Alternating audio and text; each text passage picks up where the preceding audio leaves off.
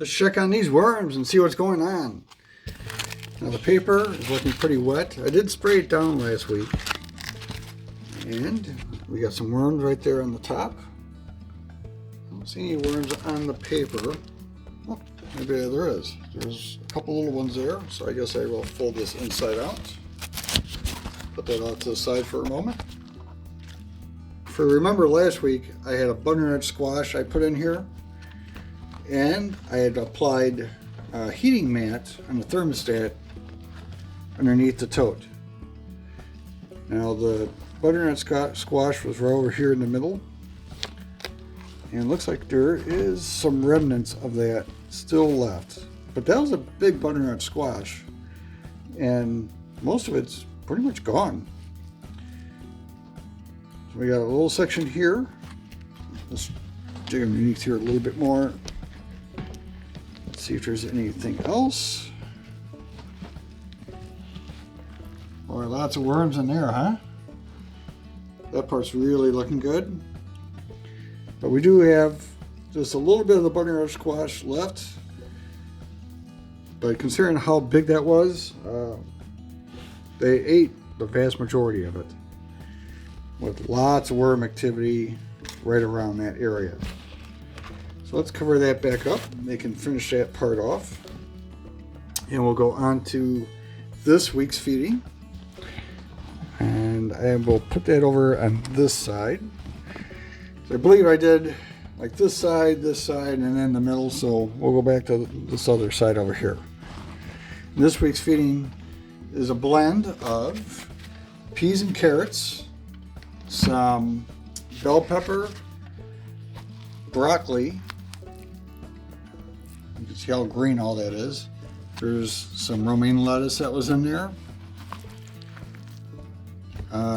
Potato skins. And there's probably something else in there I'm not remembering offhand. Alright, stuff's a little bit wet, but that's okay. And I also have something special else to go with this today. And that will cover that up. And let's just check on this side real quickly.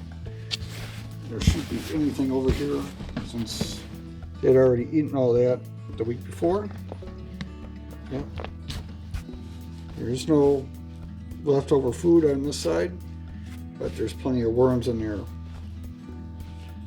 You can see I did capture just a little bit of that food from the butternut in there. Anyways, let's go on to the other new thing we got going on. Put the paper back in place. And this week we're going to add some bubble wrap to the top. And we'll see what kind of impact having that bubble wrap makes on the bin overall.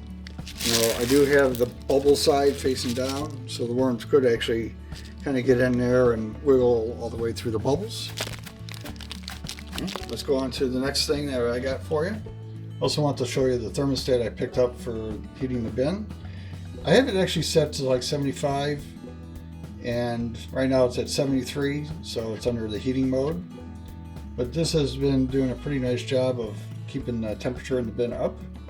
This is the next step in raising worms for me, and that I was working on my compost piles yesterday because we have a worm spell. And I went into my outdoor worm bin, which is mostly for finished compost, but there's a lot of worms in there. And I pulled out a lot of the surface area because that's where the worms are hanging out. So there's a lot of unfinished material on the top, and that's where the worms are hanging out. You can see there's worms in here. So this will become a new worm bin for me. Again, there's just a mix of materials that were on the top of that compost pile, and all that will be breaking down. The outside temperature of the pile was about 40 degrees, and I brought it in. I do not have this on a heat mat currently. I just want the bin to bring itself up to temperature. The basement here is about 60 degrees, and I just want the bin to kind of get up to temperature on its own before I put a heat mat on it. But I am going to go ahead and do the other part of the food. I'm going to go and put the rest of the feeding over in this bin so the worms have something to get started on. And that'll also give me a chance to kind of evaluate the bin overall. I have no idea how many worms are actually in this.